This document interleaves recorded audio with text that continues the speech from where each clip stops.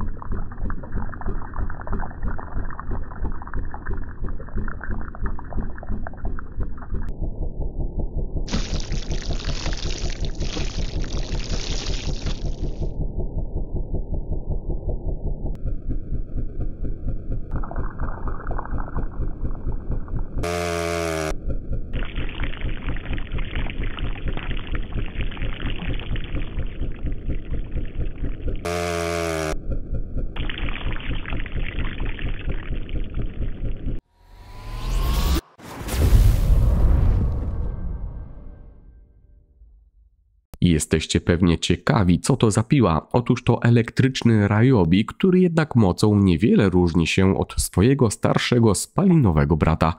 Ostrze łańcucha, jak i moc, napięcie to 18 V, przekładające się na prędkość łańcucha nieco ponad 13 metrów na sekundę. Takie parametry przetną bez problemu każde owoce, jak i wszystkie rodzaje drewna. Jeżeli chodzi o żywotność akumulatora, no to tutaj ja polecam 12 Ah baterię. Natomiast jeżeli nie potrzebujecie tak dużej pojemności, no to polecam nieco tańsze modele. Ja tego 30 cm Whispera maltretuję ponad miesiąc i nic kompletnie się z nim nie dzieje, a sama jakość wykonania jest naprawdę bardzo dobra. Jeżeli potrzebujecie lekkiej, ale mocnej maszyny, no to tutaj Ryobi stworzył bardzo fajny sprzęt. Ja polecam, a więcej detali macie w opisie filmu.